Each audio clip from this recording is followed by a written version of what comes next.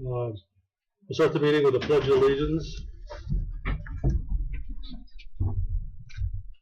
I pledge allegiance to the flag of the United States of America and to the republic for which it stands, one nation, under God, indivisible, with liberty and justice for all.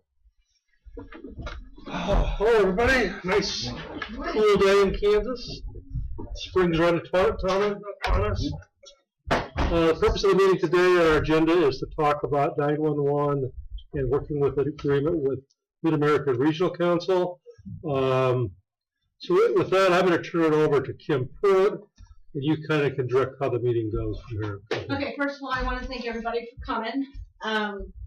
Basically, the Atchison County 911 Center wants to join Mark. It's the next step to Next Gen 911.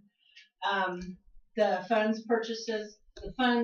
monthly funds that go to Mark will come out of the 911 funds. Mark would basically take over our phone system and our mapping. They will pay our fees for our phone and our mapping, and we pay Mark, and they do all their good stuff. I'm going to turn it over to them. So if anybody has any questions, please feel free to ask. Do you want to start? Sure. Yeah, sure, that'd be nice. Good morning. Good morning. My name is Eric Weinberger. I'm the Public Safety Director at Mid-America Regional Council. This is Hassan El-Rubey. He's our Technical Services Manager. So I'll give you an overall picture, and if you get technical, I bail and I let him explain everything. So Mark stands for Mid-America Regional Council. We're based in Kansas City, Missouri, and we are a regional planning agency for a 9-county region around Kansas City. We currently so in Missouri, that's Jackson, Clay, Platte, Cass, and Ray counties. And in Kansas, it is Leavenworth, Wyandotte, Johnson, and Miami counties. We have since taken on Douglas County for 911, and we are now talking with you for 911. So in Kansas, we provide 911 service to Miami, Johnson, Wyandotte, Leavenworth, and Douglas. So about 2 million calls a year go through our system. And we provide, we have a board that oversees our 911 system that's separate from the MARC board. It's called the Public Safety Communications Board. That board is made up of the users of the system. Sheriff Mark Owen in Platte County is our board chairman. Maury Thompson, who is the assistant county administrator in Johnson County, is the Kansas representative. So each county has a representative that sits on the board that makes the decisions for the regional 911 system. We also have a users committee that is made up of every agency in the region that uses our 911 system. So we have 44 PSAPs currently, public safety answering points that we service. Anywhere from a 2-seat PSAP, such as Ray County. No, there are 3. Pleasant Hill, Missouri is a 2-seat PSAP, to Kansas City, Missouri, which is 15. So big to small. We provide all of the 911 customer premise equipment, so computer, monitor, keyboard, mouse, the phone equipment, so that the dispatchers can answer the 911 calls, the software that goes with that. We provide the mapping software, so you have another monitor that has a large map on it that pinpoints your 911 call. We use a system called Rapid SOS that further refines that call from the data that the phone companies provide. It uses other points such as Wi-Fi to pinpoint where your phone is. It gives us another data point on that map to show where you're at. We do all the contact with the phone companies. So in essence, joining Mark, she would not have to deal with any phone companies anymore. She doesn't have to deal with software maintenance or hardware maintenance or mapping maintenance or any of that. We do all that. So that's a quick overview of basically what we do. A couple questions I have, and I'm sure the other commissioners might have some too. Well, first I want to make a statement that we have been dating Mid-America Regional Council. We want to be part of the whole council. So Excellent. A lot of our people have been participating in a lot of your committees. I think your county manager was at the last meeting. Yeah. So anyway, that seems to be a goal we have. This is a separate issue. Correct. So how seamless is this transition? Well, Douglas County was the first county we've added in 15 years. 15 years. Yeah, Miami was the last county to join, and that was early 2000s, I believe. 2005 or so. Yeah. So we have not added a county. Douglas is the first one. So what we have found is that the billing part takes a little bit of time because we have to convince the phone companies that we are actually paying your bills now. And if you've ever dealt with the phone company's customer help service, it can be a little challenging. So, but we have finally worked through that with Douglas County. Actually, the longest hunk of all this has been the connections to our MARC network, because it takes 90 to 120 days to get all those connections through the phone company. So with your particular county, we've looked at AT&T lines to connect you. We do dual connections so that in the event one connection goes down, the other one picks up automatically. So you're never disconnected from us. So that would probably take the longest, and I don't know what the estimate you talked to them about it. So The last circuits we ordered 60 to 90 days. So that's usually what takes the longest. So Douglas County started into actual paying MARC dues January 1st, and we've been working on their connection since October, I believe, was when the board approved them joining. So that's what takes the longest amount of time. So you expect 6 months for us to put it all done? The good thing is all your equipment is the same as what we use. Your software is the same as what we use, and you're already using geocom mapping, so geolinks mapping, so it will be very seamless. So, what would be the timeline for us then? When would this actually start? Our Public Safety Communication Board has to approve this, so we would take it to the users meet next week. It would go to the users committee next week. Upon their approval, it goes to the board, which meets the next week after that. I don't anticipate any issues with any of that, so I would assume that the board would approve Atchison County joining at the March 27th meeting. Then it would go. Sorry to interrupt you. Thank you. I read all this stuff. Oh, hey, you got it.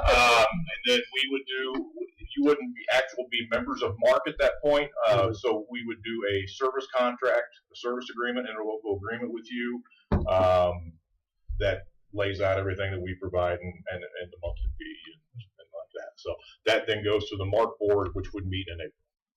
So I read the example agreement. Seemed to be straightforward and simple. It's very. That would be what we probably get back. You would get the exact same thing Douglas County got. Okay. Is there a cost savings to Atchison County?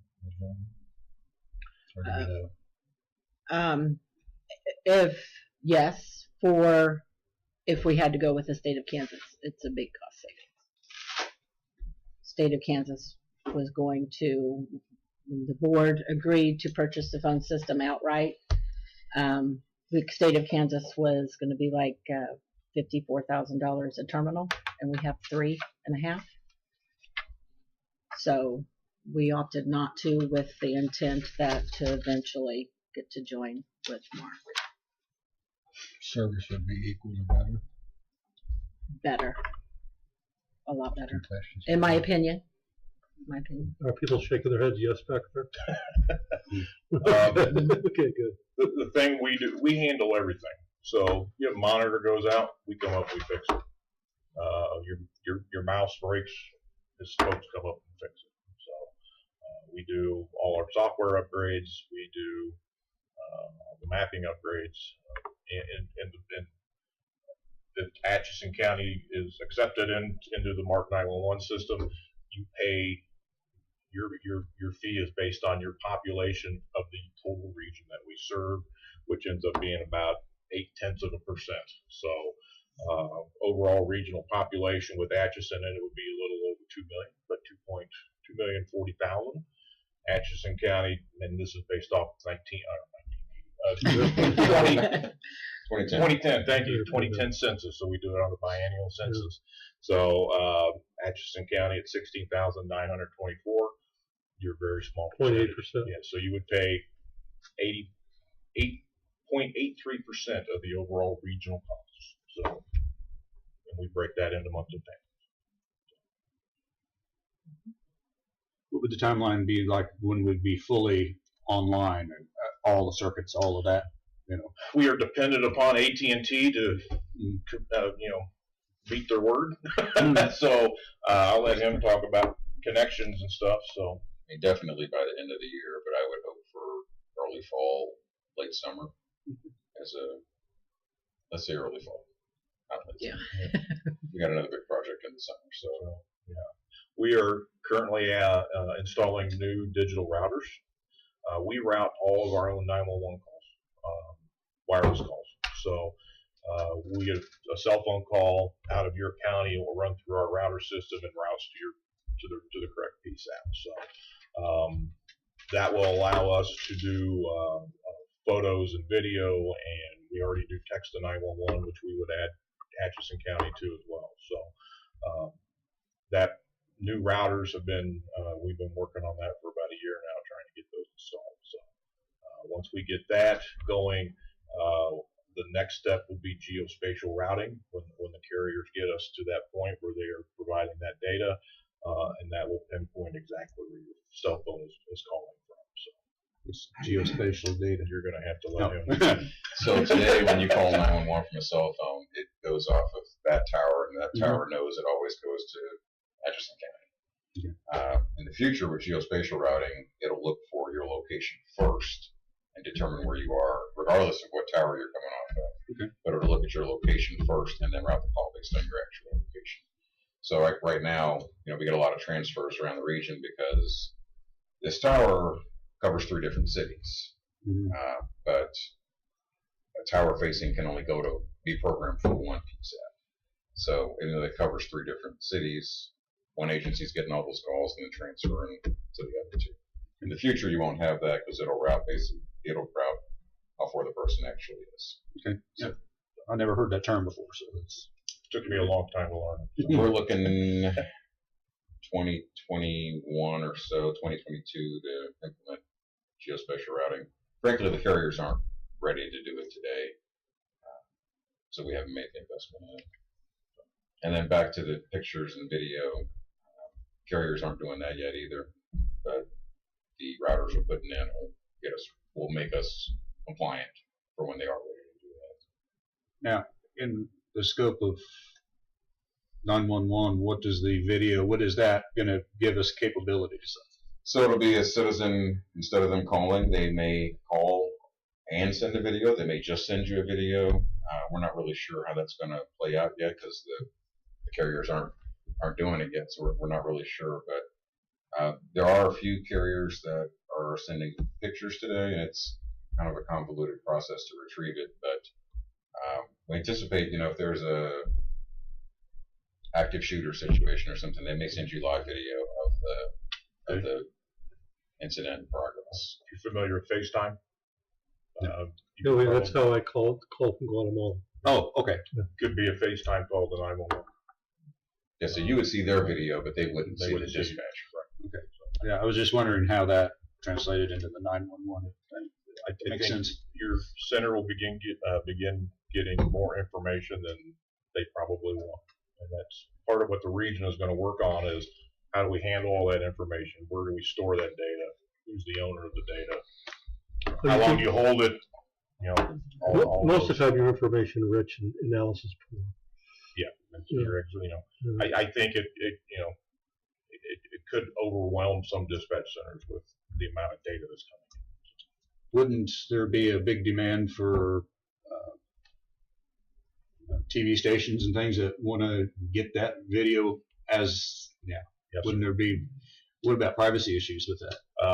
well, we deal with 2 states' laws, so it's Kansas law is a little different than Missouri law.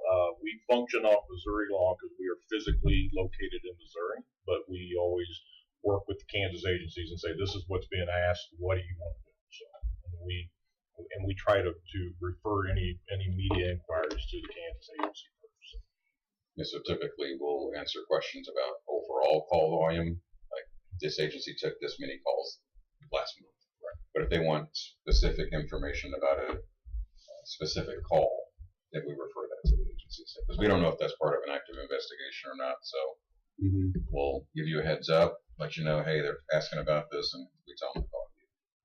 Well, I can see if that starts pouring in, that'll be a big demand for every TV station in the country will want an active shooter or fire. You're absolutely right, and I'm not sure we're not sure how to handle it. It's all new territory for. It's a lot like when body cameras first started on police agencies. There's a whole lot of data that's being saved every day. So. And I know you guys don't have text to 911 today, but just when we talk about it, people get afraid they're going to get inundated with it.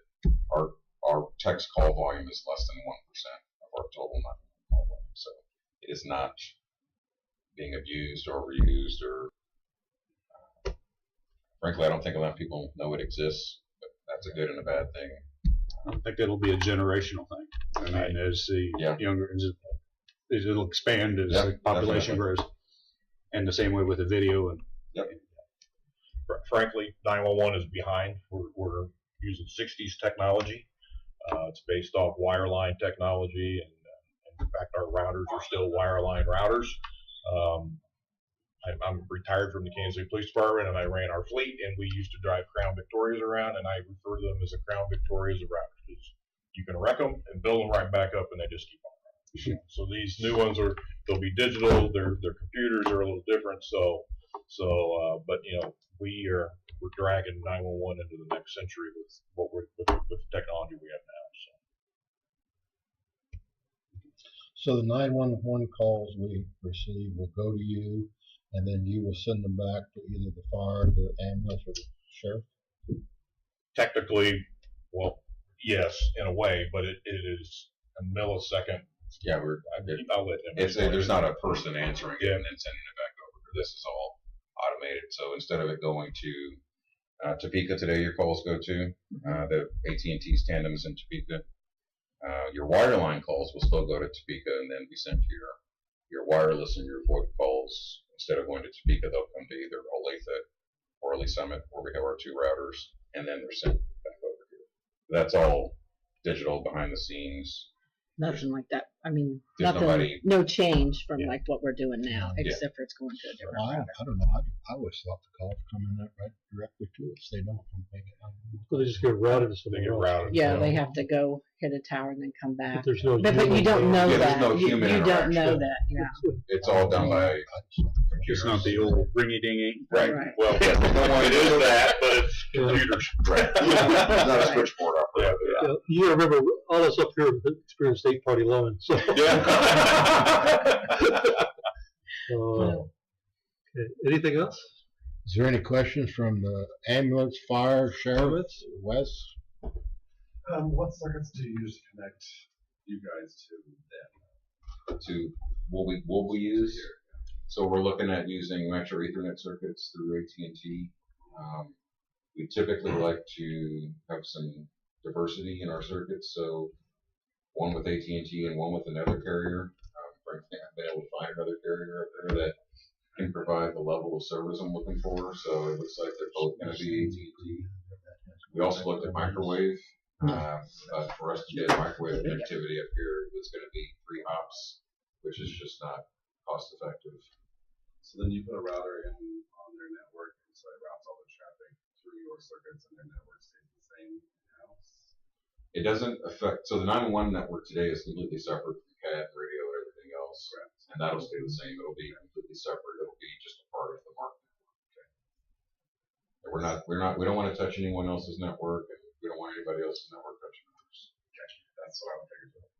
The nice thing about our network is when we asked her about your backup plans in the event you have to leave your PSAT for some reason. In the MARC network, we can pick you up and move you anywhere within the MARC network, and you can answer 911 calls from Atchison County. That was my big question. Yeah. Provide us a redundancy. We do. You can go. Crossed. We could send you to Platte County. We can send you to Leavenworth County. Any PSAP that's within our current region in our system, we could send you. We could send your calls to. You could take your people there. I mean, as long as you enter an agreement with them, right? They don't want you just showing up. But And that's good. and as long as you have radio capability back to Atchison County. So we do I've heard a lot of this conversation being okay.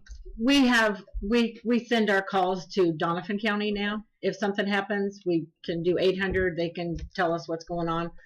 It's never happened.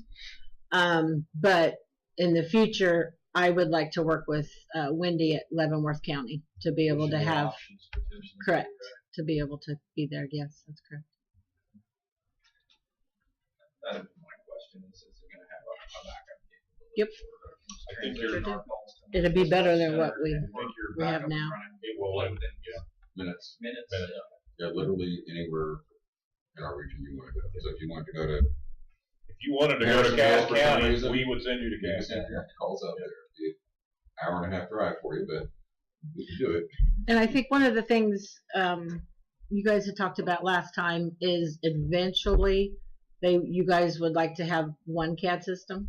So to where if you went to another dispatch center, everybody, that's I'm sure down the future, but so we would even be able to do CAD calls. Right now, in our region, we have 18 different CAD systems, computer-aided dispatch systems, which creates complications when you have backup scenarios, because if you're not using the same CAD system as the place you're going, it really limits your capability.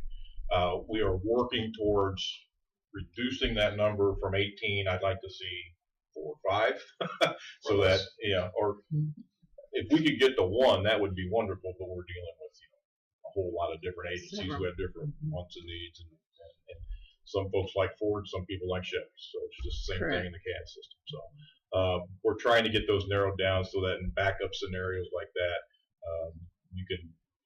people can move around a little easier and function and completely function instead of, like for instance, Raytown, Missouri backs up to Kansas City South Patrol, but when they do, they have to bring a laptop with them and then log into their computer system back at Raytown to do their dispatch. Well, if they use the same stuff Kansas City uses, they wouldn't.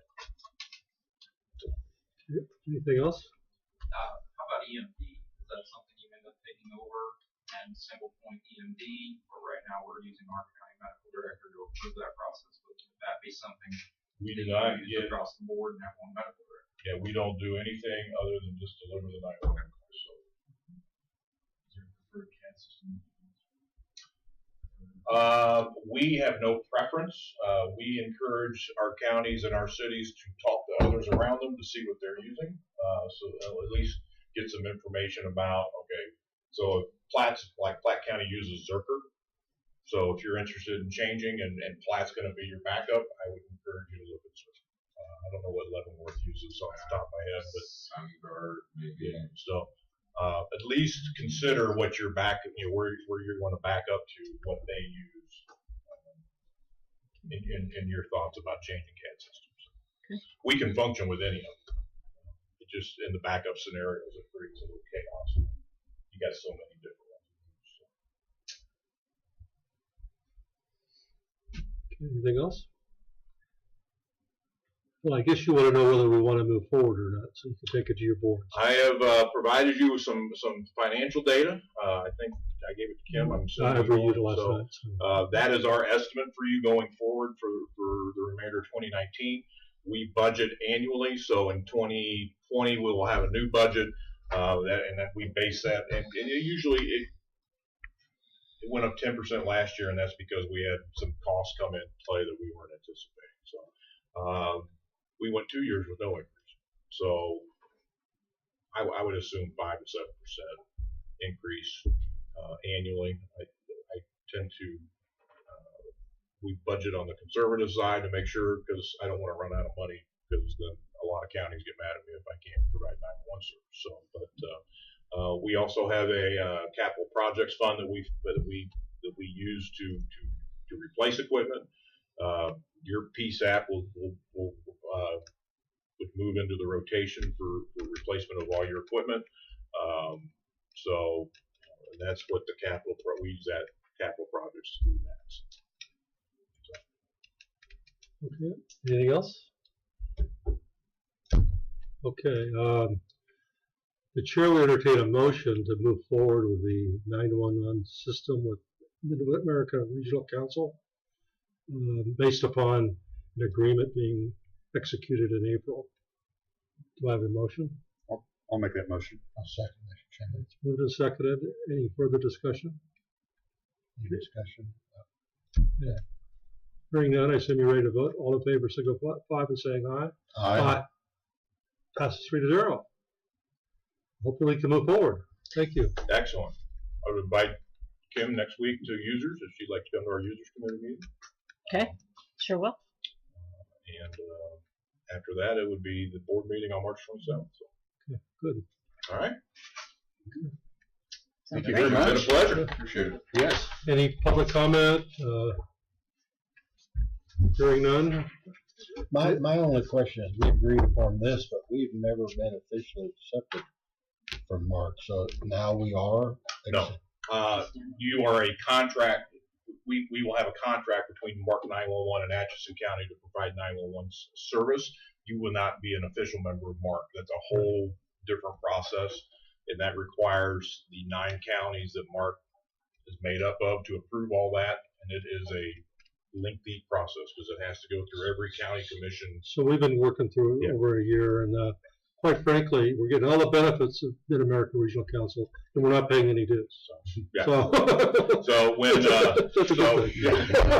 don't worry, we have very good financial people down there. In the event you become members of Mark, you will then have a seat at the Public Safety Communication Board. Since you're not a member of Mark, you will only be a member of the Users Committee. So you'll have input at the Users Committee, but you will not have a vote on the board. Okay. I would entertain a motion to adjourn. I'll make that motion. I'll second, Mr. Chairman. All in favor, signify by saying aye. Aye. Passes. Go adjourn. Thank you. Thank you.